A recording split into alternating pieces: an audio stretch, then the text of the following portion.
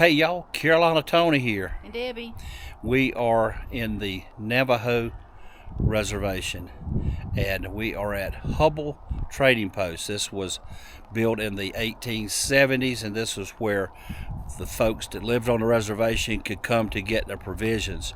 And we're standing in front of the visitor center. We are fixing to go across the street and go in the trading post right now, and it has been functioning ever since the 1870s, and it's raining, and we'll get started right after this station identification. And snowing. Yeah.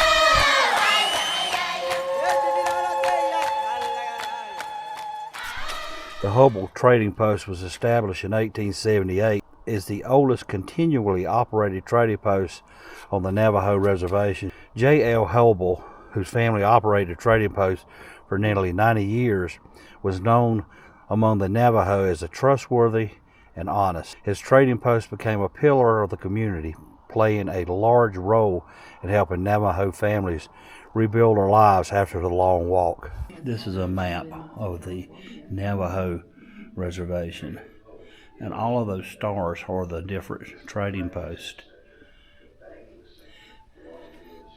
And the Hubbells had several trading posts.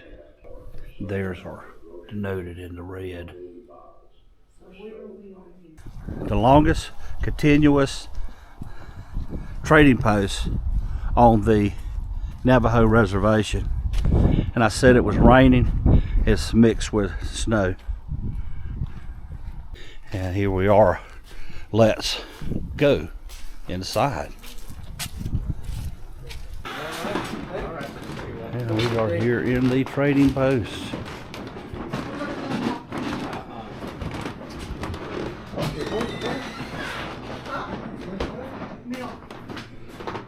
They have canned preserves and coffee and beans. Even get you a coffee pot. This big old rascal here, I think that's what they call an elk. This one's $4.75.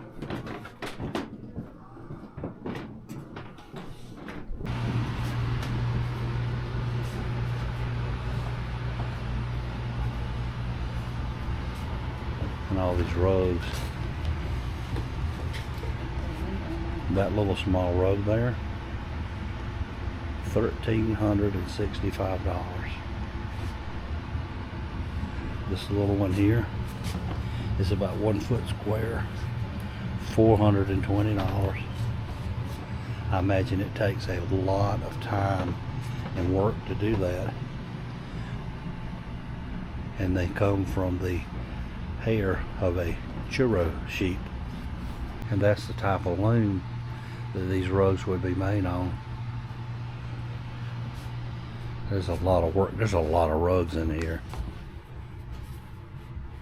$2,500 for this one.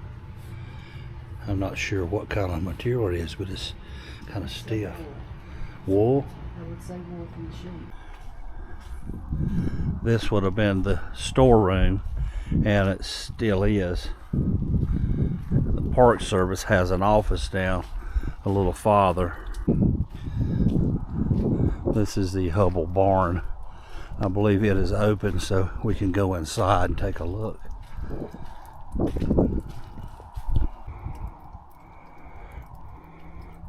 Sometimes back in the late 1800s, early 1900s, people would travel for days to get to this trading post. And when they come, they'd have to get everything they would need to last several months. You know, things such as flour, salt, things that they couldn't get off the land.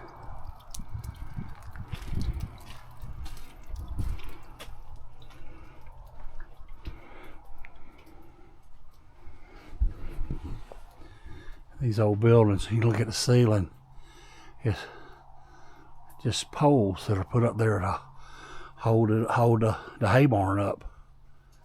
Because overhead is where they would store the hay, alfalfa.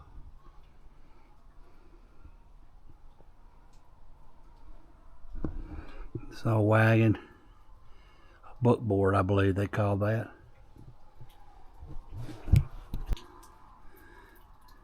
As I said, the Hubbell Trading Post is still a functioning store. It's been in continuous operation since the late 1800s. You still come here to buy stuff. In fact, the hay is for sale. Another barn. We can go down a little further. There's a corral out back where they would come, and when they come, they may store their animals. And from the looks inside, it looks like they still do. You can get some blacksmith work done while you're here at the trading post. Is the house where the Hubbells would live while they're operating the trading post. You can see snow is on the ground here. Now, that building outside there, this is what you will find a lot in the Navajo community. It's called a hoga.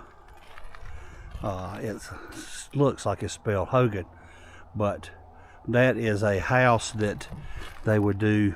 Some live in them traditionally. Ceremonial things happens in hogas, and of course in the background that is Hubbell Hill.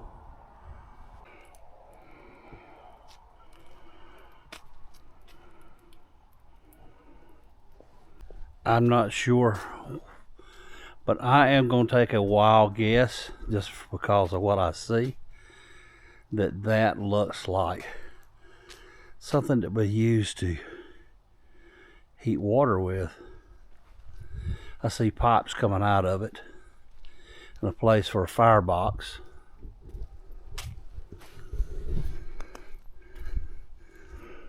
And the back of the